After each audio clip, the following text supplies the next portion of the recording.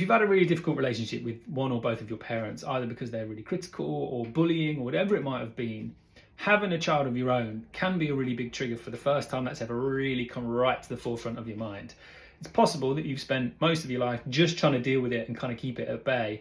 But then when you have a kid, every single day you are faced with you parenting in a different way. So you can't help but think about how this might be different to how things were for you. You can't also help but look at other people whose parents are involved in the childcare and think, hold on, why don't I have that? So there's loads of different reasons why it might be this point that brings it up. And again, that can be really confusing because it's kind of, I've got this joyful thing going on, but what I'm feeling is anxious, I'm feeling angry, and I don't know why.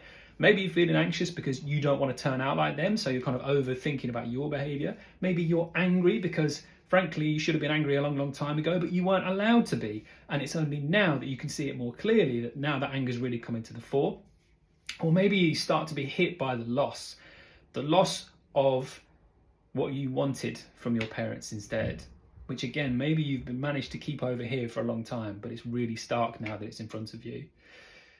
It might be that you also see this kind of in your day-to-day life, because if they are still in your life, them being grandparents can be a trigger for that too. Either you see them doing what they did with you, with your kids, in which case you might again feel some of that anger, but you don't really know what to do with it. Should I be stepping in?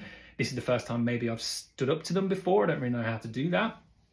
Or you see like the opposite from them. They were really critical and really harsh on you, and now they're sort of soft and playful and gentle, and where was that? So it can be really confusing like that too. Sort of, I want that relationship to exist for my child, but I'm having trouble with that. And then the third thing is, if they were difficult during your childhood, odds are they're still difficult now.